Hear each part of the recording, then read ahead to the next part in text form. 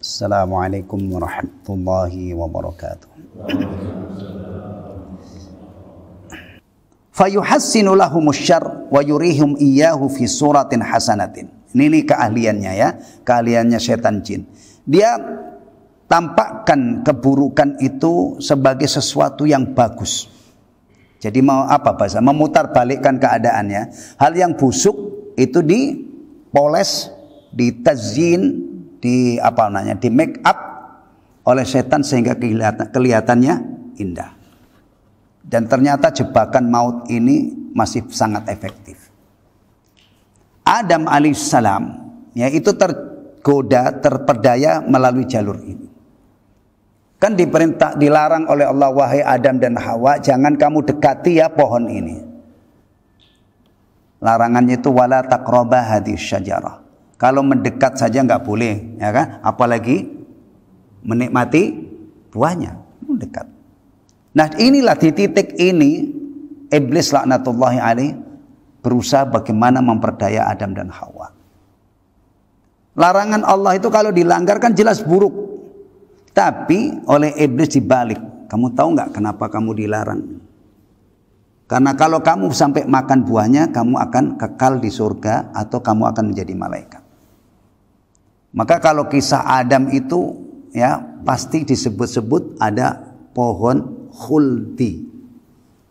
Artinya pohon keabadian. Ini sebenarnya yang melabeli pohon khuldi itu iblis dalam rangka memperdaya Adam, karena dia katakan kalau kamu memakan ini kamu akan kekal. Padahal Allah sudah mengatakan wala taqraba hadhihi syajarata fatakuna minadh dhalimin.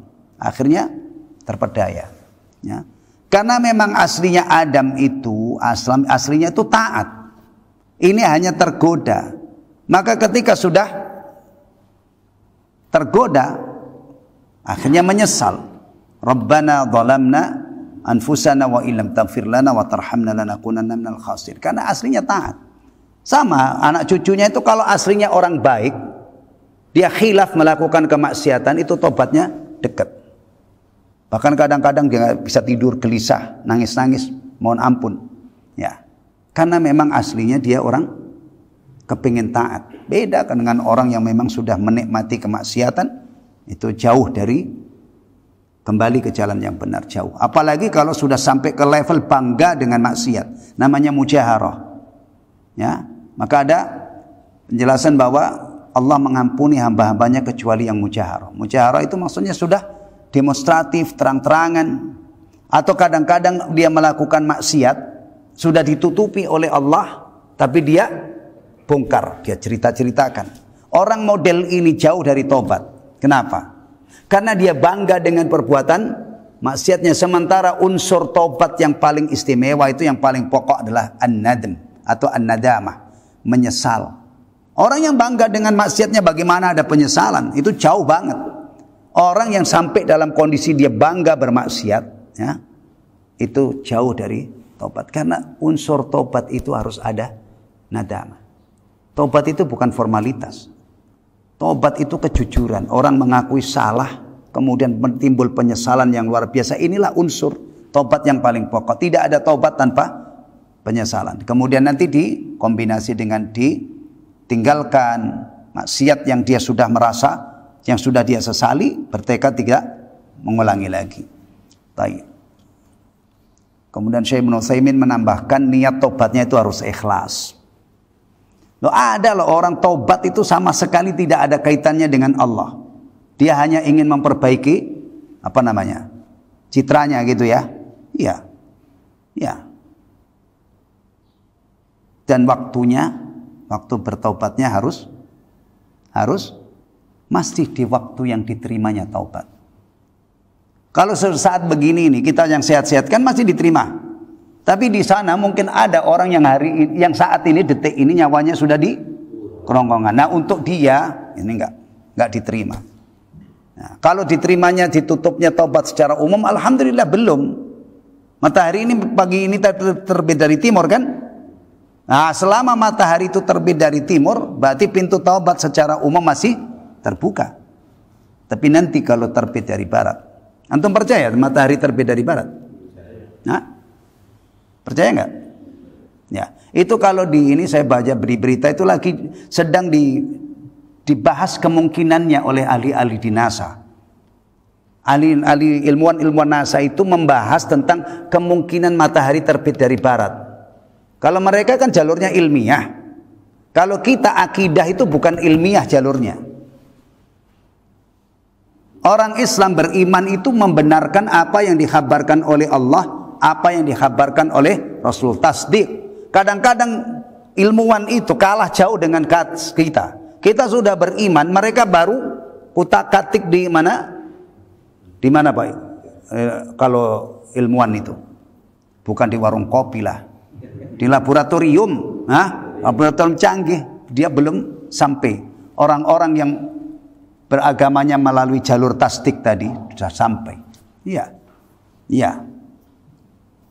Ternyata sekarang ini sudah mulai rame masalah kiamat. Antum kalau ngikutin berita itu, kiamat makin dekat, kiamat sudah menjadi perbincangan hangat. Bahkan nggak tahu benar atau enggak itu sungai Efrat sudah mulai mengering. Ikan-ikan emas di sana banyak yang mati. Gambarnya kan itu. Mereka baru rame. Kita itu orang Muslim itu begini-begini ini sudah menjadi keyakinan nanti kiamat itu pasti tiba. Tapi datangnya kiamat itu tidak tiba-tiba. Maksudnya ada rangkaian peristiwa yang kita yakini. Dajjal belum muncul, ya kan? Ya'juj wa Ma'juj belum muncul. Matahari masih terbit dari. Tidak mungkin kiamat kecuali hal-hal ini terjadi mendahuluinya. Karena kita percaya dengan adanya asyratus sa'ah, tanda-tanda kiamat, tanda-tanda kubro. Ada Isa turun, ya kan? Turunnya di mana? Di Rawalumbu. Isa turun di Rawalumbu. Pengkhabaran tentang Isa itu detail, turun, kemudian turunnya di Damaskus, di menara putih ya, di Damaskus. Kemudian kaitannya Isa turun ini dengan kematian siapa? Dajjal. Dajjal itu tidak mungkin bisa mati kecuali melalui tangan Isa, karena itu Allah yang telah menentukan. Nih lihat nih, kita ini hidup sudah punya keyakinan. Tanda-tanda kiamat kita yakin. Bahkan nanti kalau sudah kiamat, apa yang terjadi? Kalau sudah dibangkitkan oleh Allah Subhanahu wa taala seluruh manusia, apa nanti rentetan peristiwa yang terjadi? Itu sudah menjadi bagian dari keyakinan kita. Jalurnya bukan ilmiah, tapi jalurnya adalah tasdiq, membenarkan apa yang dikhabarkan oleh Allah dan Rasulnya. Sementara yang lain itu kadang-kadang, Masya Allah, mereka profesor, mereka ilmuwan, tapi hal-hal begini ini enggak mereka yakini, atau kadang-kadang sedang dalam proses. Sementara kita sudah lebih dulu, orang-orang beriman itu sudah yakin terlebih dahulu. Ya.